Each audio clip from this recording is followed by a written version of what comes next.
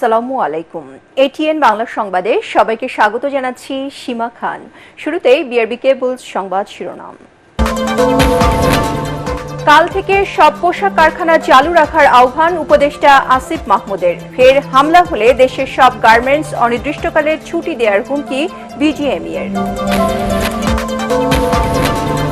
সংস্কারের মাধ্যমে অন্তর্বর্তী সরকার অর্থবহ নির্বাচন দেবে আশা মির্জা ফখরুলের। বৈরী আবহাওয়ার কারণে কালকের পরিবর্তে নয়াপল্টনের সমাবেশ হবে মঙ্গলবার। অন্তর্বর্তী সরকার ছাড়া সুষ্ঠু ও গ্রহণযোগ্য সংসদ নির্বাচন আয়োজন সম্ভব নয়, মন্তব্য উপদেষ্টা সাখাওয়াত হোসেনের। ইসি গঠনে আইন পরিবর্তনের তাগিদ। 2 দিনের সফরে ঢাকায় উচ্চ পর্যায়ের মার্কিন প্রতিনিধি দল। কাল প্রধান উপদেষ্টা ও গভর্নরের সাথে বৈঠক।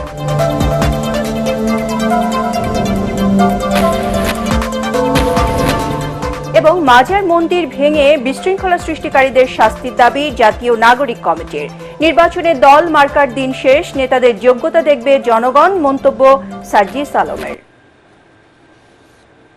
শুনছিলেন বিআরবি কেবলস সংবাদ শিরোনাম। এবারে জানাবো বিস্তারিত।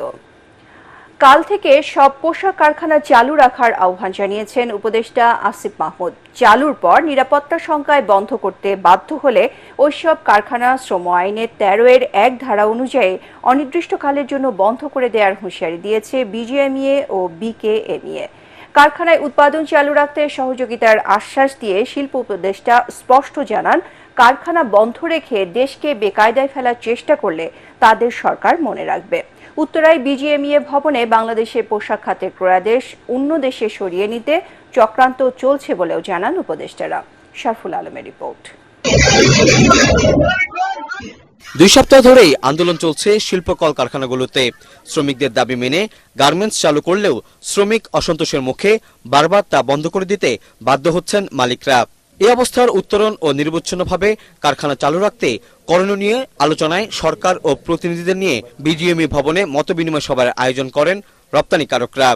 ভাঙচুর, সহিংসতা, হাঙ্গামা এবং বিশৃঙ্খলা নয়, শিল্পের চাকা সচল রেখে আপনাদের দাবি আদায় করতে হবে। এই শিল্প যদি বন্ধ হয় তাহলে এর জন্য কিন্তু বাংলাদেশের প্রত্যেকটা মানুষ কিন্তু এটা সাফার করবে। কারখানা যদি ভাঙচুর হয় সেখানে শুধু মালিক ক্ষতিগ্রস্ত হবে না, আমাদের কিন্তু রুজি যেখান থেকে আসে সেটা আমাদেরকে অব্যাহত রাখতে হবে। আপনারা কাজে যোগদান করুন এবং কারখানাগুলো যাতে শান্তিপূর্ণভাবে চলে সেই ব্যবস্থা গ্রহণ করুন। আলোচনায় সেনাবাহিনী সহ আইন শৃঙ্খলা বাহিনীর পক্ষ থেকে জানানো হয়, দেশের অর্থনীতিকে টিকিয়ে রাখতে সর্বোচ্চ গুরুত্ব দিয়ে শ্রম অসন্তোষ নিরসনে কাজ করছেন তারা। শ্রমিকদের যৌক্তিক দাবি মেনে নেওয়ার আশ্বাস দিয়ে মৎস্য ও প্রাণী সম্পদ এবং শ্রম উপদেষ্টা জানান, বাংলাদেশের পোশাক শিল্প ধ্বংসে ষড়যন্ত্র করছে প্রতিবেশী দেশগুলো। নিরাপত্তা নিশ্চিত করতে সরকার ব্যর্থ হলে কারখানাগুলো বন্ধ করে দেওয়ারও হুঁশিয়ারি দেন ব্যবসায়ী নেতারা।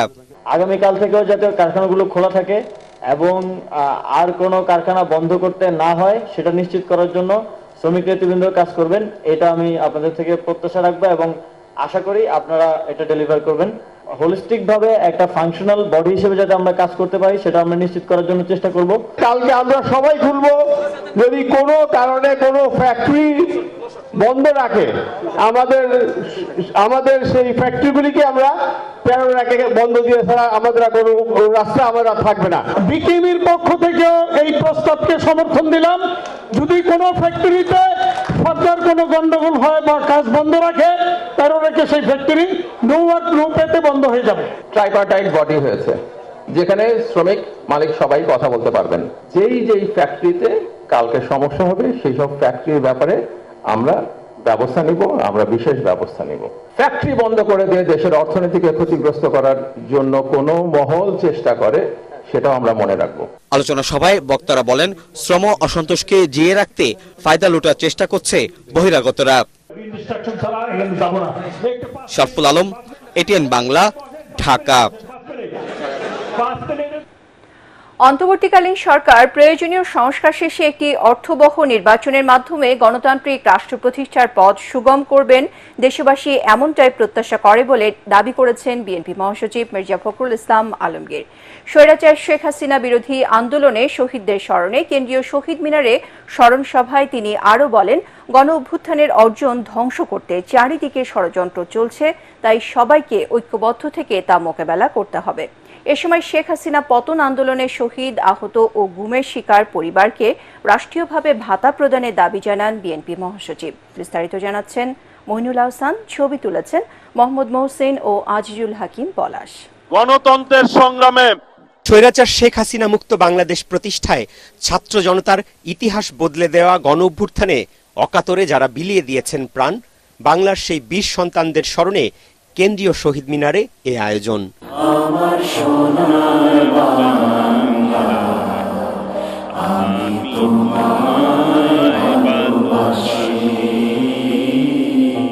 শহীদ আর আহত পরিবারগুলোর বেদনা, কান্নায় কেঁদেছেন উপস্থিত জনতা, আর অঝোরধারার বৃষ্টিতে সেই কান্নায় সামিল হয়েছে প্রকৃতিও।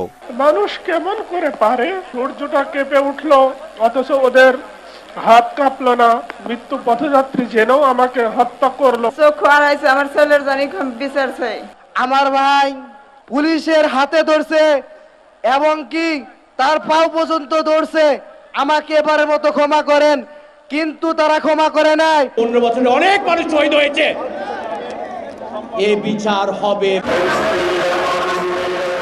বিএনপির আয়োজনে স্মরণ সভায় সমমনা দল ও জোটের নেতারা বলেন, ছাত্র জনতার আন্দোলনে বিজয় এলেও গত 15 বছর স্বৈরাচার শেখ হাসিনার বিরুদ্ধে আন্দোলন করতে গিয়ে যারা গুম, খুন, মামলা, নির্যাতনের শিকার হয়েছেন তাদের অবদানকেও ভুলে গেলে চলবে না। খুনিদেরকে যদি আমরা শাস্তি নিশ্চিত করতে না পারি, শহীদের আত্মা শান্তি পাবে না। বাংলাদেশে আওয়ামী লীগকে সবাই মীর জাফর লীগ হিসাবে জানবে আগামী 100 বছরে। প্রবল বৃষ্টিকে উপেক্ষা করে শহীদ মিনারে দর্শক সারিতে বিএনপি নেতাকর্মীদের সাথে উপস্থিত ছিলেন অসংখ্য সাধারণ ছাত্র জনতা। বক্তৃতার মাঝে প্রতিবাদী গান, নাচ পরিবেশনা বারবার যেন মনে করিয়ে দিয়েছে জুলাই আগস্টের বৈষম্য বিরোধী ছাত্র আন্দোলনের অগ্নিগর্ভ দিনগুলো।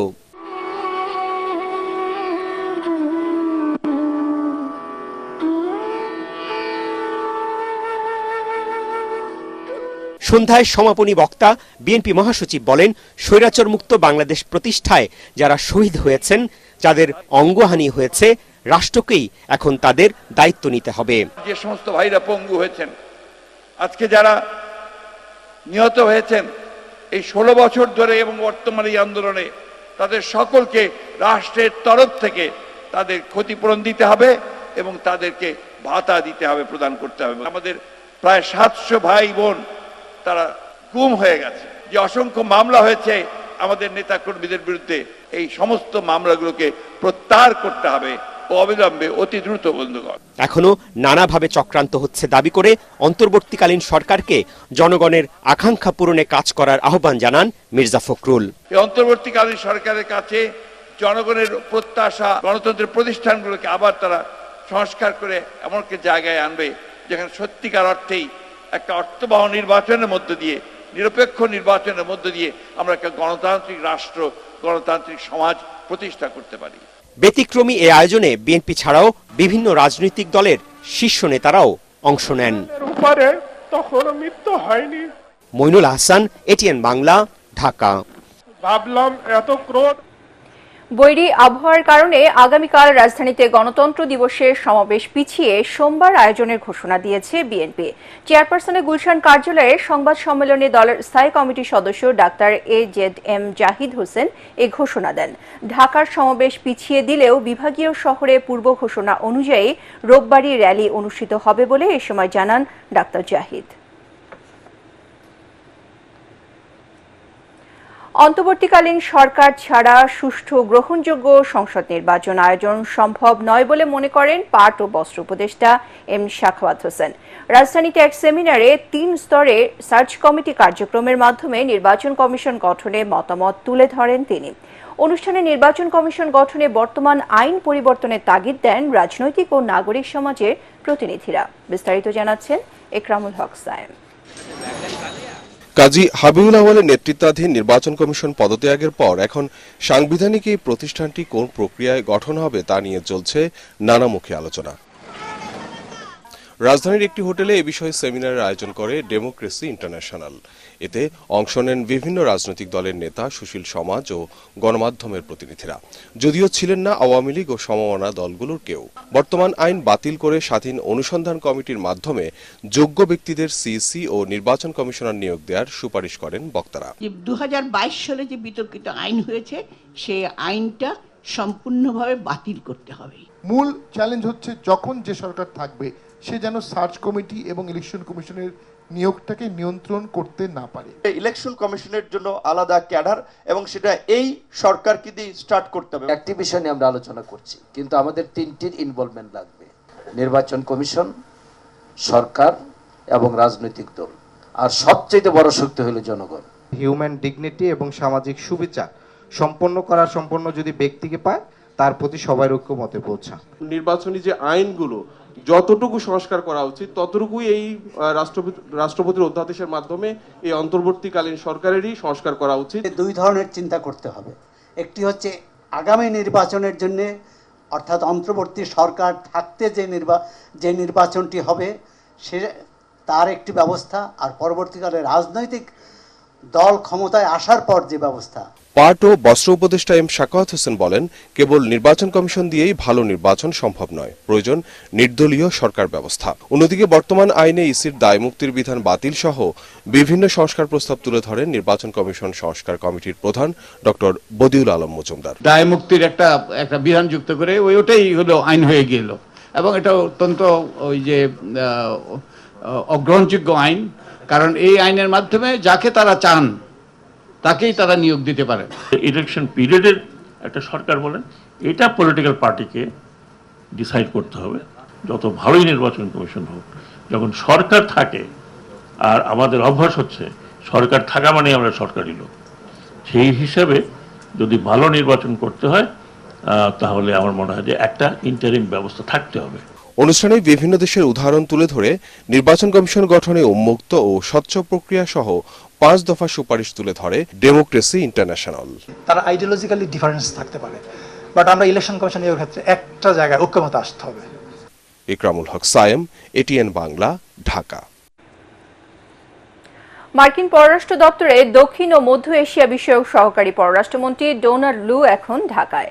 বিকেল 3:30টায় হযরত শাহজালাল আন্তর্জাতিক বিমানবন্দরে পৌঁছান তিনি। লু ঢাকায় দ্বিপক্ষীয় সম্পর্ক এগিয়ে নিতে অন্তর্বর্তী সরকারের সঙ্গে যুক্তরাষ্ট্রের বিভিন্ন সংস্থার কয়েকটি সমন্বিত বৈঠকে অংশ নেবেন। সফরকালে প্রধান উপদেষ্টা ডক্টর মোহাম্মদ ইউনূস, পররাষ্ট্র উপদেষ্টা, অর্থ বাণিজ্য উপদেষ্টা এবং পররাষ্ট্র সচিবের সাথেও বৈঠকের কথা রয়েছে। এর আগে সকালে যুক্তরাষ্ট্রের প্রতিনিধি দল প্রধান রাজস্ব দপ্তরের ডেপুটি আন্ডার সেক্রেটারি ব্রেন্ট নেইমার ঢাকায় আসেন। বিমানবন্দরে তাকে স্বাগত জানান পররাষ্ট্র মন্ত্রণালয়ের মহাপরিচালক খন্দকার মাসুদুল আলম। অন্তর্বর্তী সরকার প্রধান হিসেবে ডক্টর ইউনূস দায়িত্ব নেয়ার পর এটি মার্কিন যুক্তরাষ্ট্রের কোনো প্রতিনিধি দলের প্রথম সফর। এ সফরে যুক্তরাষ্ট্র কিভাবে বাংলাদেশের অর্থনৈতিক প্রবৃদ্ধি, আর্থিক স্থিতিশীলতা এবং উন্নয়ন অগ্রাধিকারে অবদান রাখতে পারে তা নিয়ে আলোচনা হবে। দেশে ধর্মীয় ও সাংস্কৃতিক স্থাপনা এবং সুফি মাজার সম্পর্কিত যে কোনো বিদ্বেষমূলক বক্তব্য এবং হামলার তীব্র নিন্দা জানিয়েছেন অন্তর্বর্তীকালীন সরকারের প্রধান উপদেষ্টা ডক্টর মোহাম্মদ ইউনূস। এ নিয়ে পাঠানো এক প্রেস বিজ্ঞপ্তিতে বলা হয়, ধর্মীয় উপাসনালয় ও সাংস্কৃতিক স্থাপনা রক্ষায় প্রয়োজনীয় ব্যবস্থা নিতে আইনশৃঙ্খলা বাহিনীকে নির্দেশ দেওয়া হয়েছে। ধর্মীয় বা সাংস্কৃতিক সহিষ্ণুতা ও সম্প্রীতিকে বিঘ্নিত করার যে কোনো প্রচেষ্টা সরকার দৃঢ়ভাবে মোকাবেলা করবে। একই সাথে হামলার সাথে জড়িতদের দ্রুততম সময়ের মধ্যে আইনের আওতায় আনা হবে বলেও উল্লেখ করা হয়। যারা মন্দির মাজার ভেঙে দেশে বিশৃঙ্খলা সৃষ্টি করতে চাচ্ছে তাদের দৃষ্টান্তমূলক শাস্তির দাবি জানিয়েছে জাতীয় নাগরিক কমিটি।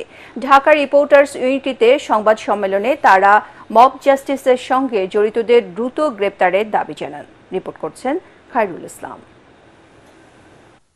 ছাত্র জনতার আন্দোলনে বিজয়ের পর মানুষের অধিকার প্রতিষ্ঠা এবং নতুন রাজনৈতিক পথের অন্বেষণে সম্প্রতি আত্মপ্রকাশ করে জাতীয় নাগরিক কমিটি। তাদের প্রথম সংবাদ সম্মেলনে নাগরিক কমিটি জানান, এটি কোনো রাজনৈতিক দল নয়। নাগরিকদের পক্ষ থেকে আমরা একটি প্ল্যাটফর্ম ঘোষণা করেছি। আমরা সকল নাগরিকদের বাংলাদেশের এই প্ল্যাটফর্মের অধীনে ঐক্যবদ্ধ করব। এখানে কোনো দল মতানতবাদ বা আমাদের যে দ্বিমত রয়েছে সেগুলো আমরা বাদ দিয়ে ঐক্যবদ্ধভাবে কাজ করার প্রচেষ্টা চালাবো। এখনো আইন শৃঙ্খলা পরিস্থিতি উন্নতি না হওয়ায় উদ্বেগ প্রকাশ করেন তারা। পুলিশের কি হয়েছে, তারা একটা ফেসিস্টের লাঠিয়াল বাহিনী হয়েছিল, যেখানে একটা সংঘবদ্ধ যে শক্তিটা রয়েছে এটা প্রফেশনাল অর্গানাইজেশনকে পুরো ড্যামেজ করে দেওয়া হয়েছে। জনগণ তাদের উপরে সংক্ষুব্ধ হয়েছে এবং সেখানে কি হয়েছে আপনারা দেখেছেন। ফ্যাসিবাদদের সঙ্গে জড়িত বিভিন্ন দেশি বিদেশি শক্তি গণ অভ্যুত্থানকে ভিন্ন খাতে নেয়ার চেষ্টা করছে বলেও অভিযোগ করেন নাগরিক কমিটি। মন্দিরগুলোতে হামলা হচ্ছে, মাজারগুলোতে হামলা হচ্ছে এবং সেই সরকার এই বিষয়গুলো নিয়ে দ্রুত গতিতে কাজ করতেছে। কিন্তু সরকারের গত 1 মাসের যদি পর্যালোচনা করি সেখানে আমরা আশানুরূপ কোনো ফলাফল দেখতে পাচ্ছি না। কিন্তু আমরা সরকারকে আরেকটু সময় দিতে চাই। বৈষম্য বিরোধী ছাত্র আন্দোলনে হতাহতদের তালিকা দ্রুত করার পাশাপাশি গুরুতর আহতদের উন্নত চিকিৎসা নিশ্চিতের দাবি জানায় নাগরিক কমিটি। খায়রুল ইসলাম, এটিএন বাংলা, ঢাকা। বৈষম্য বিরোধী ছাত্র আন্দোলনে কেন্দ্রীয় সমন্বয়ক সার্জিস আলম বলেছেন, নির্বাচনে দল ও মার্কার দিন শেষ, এখন মানুষ নেতাদের যোগ্যতা দেখবে। শিক্ষার্থীরা রাস্তায় নামলে চাঁদাবাজ সিন্ডিকেট চিরতরে নির্মূল করে ছাড়বে বলেও হুঁশিয়ারি দেন তিনি। নিজের এলাকা পঞ্চগড়ে এক মতবিনিময় সভায় সার্জিস আরও বলেন, সীমান্ত জেলা নিয়ে কেউ ষড়যন্ত্র করলে তেঁতুলিয়া বাংলাবান্ধা তাদের জন্য চিরতরে বন্ধ করে দেওয়া হবে।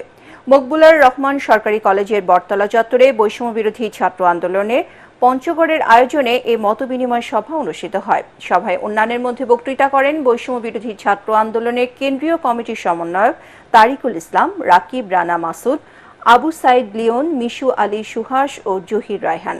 পরে বিকেলে ঠাকুরগাঁও সরকারি বালক উচ্চ বিদ্যালয়ে এক মতবিনিময় সভায় অংশ নেন বৈষম্য বিরোধী ছাত্র আন্দোলনের কেন্দ্রীয় এ সমন্বয়ক।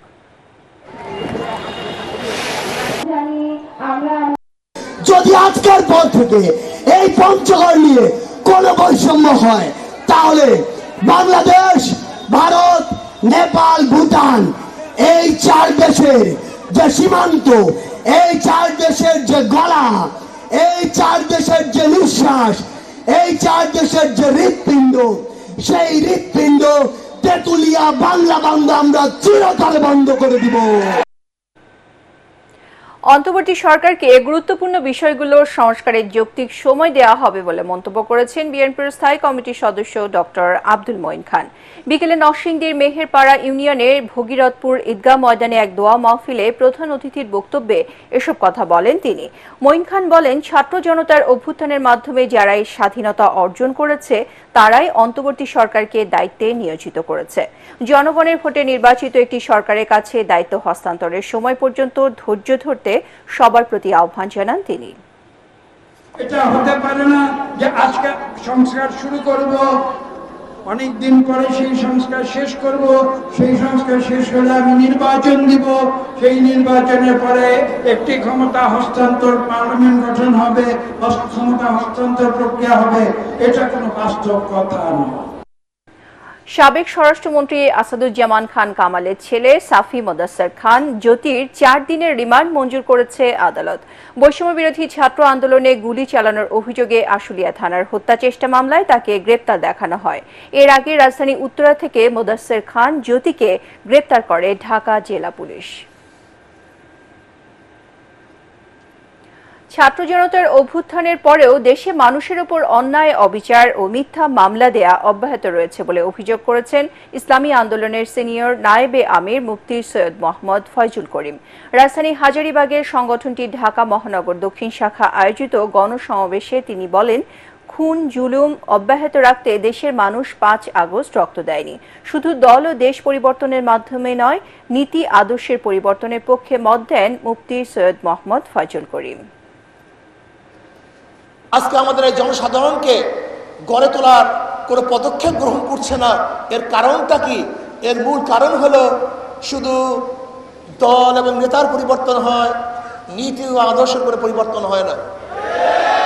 আপনারা গতকালকে দেখেছেন গোপালগঞ্জে আবার হত্যা হয়েছে, আবার আক্রমণ হয়েছে, মানুষ মারা গেছে। বাংলাদেশের আর কোনো মানুষ এই রাজনীতি করতে গিয়ে মারা যাক, এইটা আমরা চাই না। বাংলাদেশের কোনো যুবকের জীবন যাক, এইটা আমরা চাই না। চাই না আমরা কোনো মায়ের বুক খালি হোক, চাই না আমার কোনো বোন বিধবা হোক, চাই না আমার কোনো বাচ্চা এতিম হোক। আমরা চাই প্রত্যেকটা মানুষের অধিকার, প্রত্যেকটা মানুষের বাক শক্তি ফিরে পাবে, প্রত্যেকটা মানুষ অন্ন, বস্ত্র, বাসস্থান, চিকিৎসা সব কিছুর অধিকার ভোগ করবে। মালয়েশিয়া যেতে না পারা 17,000 শ্রমিকের টাকা ফেরত দেওয়ার দায় বাইরা নেবে না বলে জানিয়েছে সংগঠনটির নেতারা। দুপুরে ঢাকা রিপোর্টার্স ইউনিটি সাগররুনি মিলনায়তনে আয়োজিত সংবাদ সম্মেলনে তারা একথা বলেন। সংবাদ সম্মেলনে নেতৃবৃন্দ জানান, শ্রমিকদের টাকা ফেরত দেওয়ার দায় সিন্ডিকেটে অভিযুক্ত 100 এজেন্সির। এবারে আল আরাফ ইসলামী ব্যাংক অর্থ সংবাদ।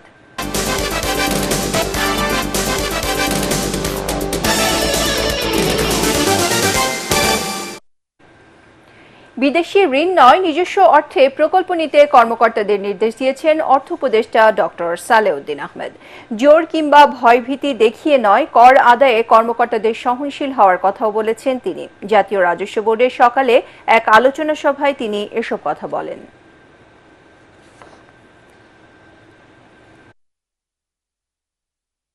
আপনাদেরকে দেখে লোকজন আশ্বস্ত হয় এবং ওরা যদি নিজে স্বতঃপ্রণোদিত হয়ে আসে যে ট্যাক্সটা দেবো, আর এখন অনেকটা ট্যাক্সটা অবশ্য বাড়ি যাবো, কাছাকাছি যাবো না, গেলেই তো আমাকে ঘুরিয়ে দেবো ভোটের ট্যাক্সটা। এটা কিন্তু একটু ইচ্ছা আছে তাদের মধ্যে, তারপরে আশ্বস্ত করেন। এবারে পার্টেক্স খেলার খবর।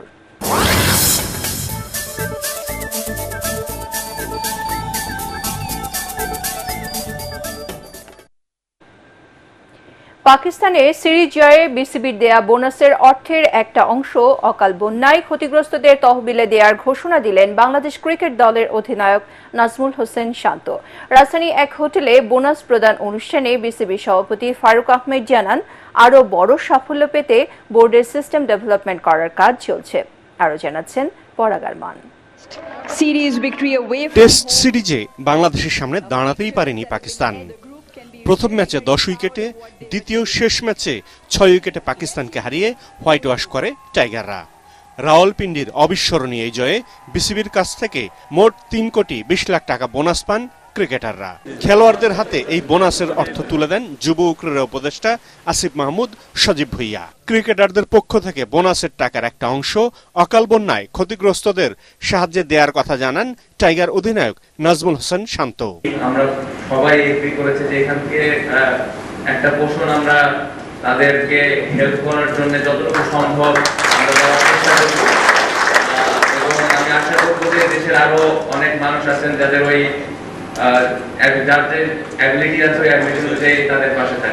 শুধু রাওয়ালপিন্ডি নয়, পৃথিবীর সব জায়গায় সাফল্য পেতে বিসিবির কর্মকর্তারা নিরলস কাজ করে যাচ্ছেন বলে জানান সভাপতি ফারুক আহমেদ। সবগুলো ডিপার্টমেন্টের দিকে একটু একটু করে সংস্কার বলবো না, জাস্ট সিস্টেম ডেভেলপমেন্ট করার চেষ্টা করছি। আমি জানি খুব শীঘ্রই হয়তো বা এটা একটা সিস্টেমের উপরে দাঁড় করিয়ে আমি পুরাপুরি আপনার মনে করেন যেগুলো আমি প্রথমে বলেছি, আপনার কোচেস, আম্পায়ার্স, উইকেটস, এই গুরুত্বপূর্ণ বিষয়গুলো আমার মনে হয় যেটা ক্রিকেটের পূর্ব শর্ত ভালো করার জন্য। ভারতের সঙ্গে 2টি টেস্ট ও 3টি টি-20 ম্যাচ খেলতে রোববার দুপুরে চেন্নাইয়ের উদ্দেশ্যে ঢাকা ছাড়বে বাংলাদেশ ক্রিকেট দল। পরাগ আরমান, এটিএন বাংলা, ঢাকা। নির্বাচন করবেন না বাংলাদেশ ফুটবল ফেডারেশন বাফুফের বর্তমান সভাপতি কাজী সালাউদ্দিন। বাফুফে ভবনে এসে আজ এই ঘোষণা দেন তিনি। 2008 থেকে বাফুফের সভাপতি পদে থাকা সালাউদ্দিন বলেন, টানা 4 মেয়াদের সভাপতির দায়িত্ব পালন করায় নিজেকে ভাগ্যবান মনে করেন। তবে আগামী 26 অক্টোবর বাফুফের নির্বাচনে তিনি প্রতিদ্বন্দ্বিতা করবেন না। 5 আগস্ট শেখ হাসিনা সরকারের পতনের পর ফুটবল সমর্থকদের সংগঠন বাংলাদেশ ফুটবল আলট্রাস সালাউদ্দিনের পদত্যাগের দাবি তোলে। 2 দফায় বাফুফের সামনে বিক্ষোভ করে সালাউদ্দিনকে পদত্যাগের আলটিমেটামও দেয় তারা।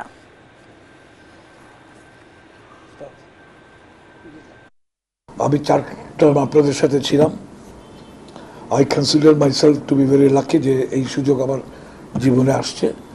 তো এখন যে কামিং ইলেকশন আসতেছে 26শে অক্টোবরে, এই ইলেকশনে আমি কন্টেস্ট করব না।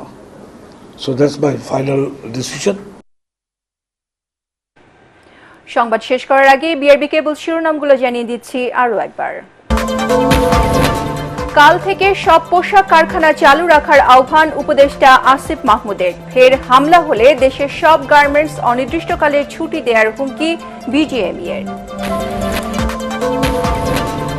সংস্কারের মাধ্যমে অন্তর্বর্তী সরকার অর্থবহ নির্বাচন দেবে আশা মির্জা ফখরুলের। বৈরী আবহাওয়ার কারণে কালকের পরিবর্তনে নয়াপল্টনে সমাবেশ হবে মঙ্গলবার।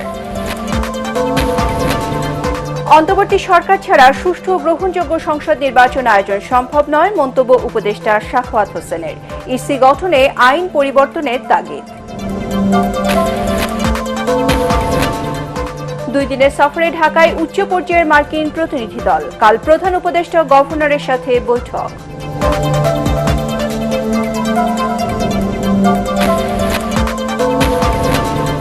এবং মাজার মন্দির ভেঙে বিশৃঙ্খলা সৃষ্টিকারীদের শাস্তির দাবি জানিয়ে জাতীয় নাগরিক কমিটির। নির্বাচনের দল মার্কার দিন শেষ, নেতাদের যোগ্যতা দেখবে জনগণ, মন্তব্য সার্জিস আলমের। পরবর্তী সংবাদ দেখার আমন্ত্রণ জানিয়ে এখনকার মতো শেষ করছি। এটিএন বাংলা সংবাদ ইউটিউবে দেখতে ব্রাউজ করুন youtube.com/ATN Bangla News। ধন্যবাদ সবাইকে।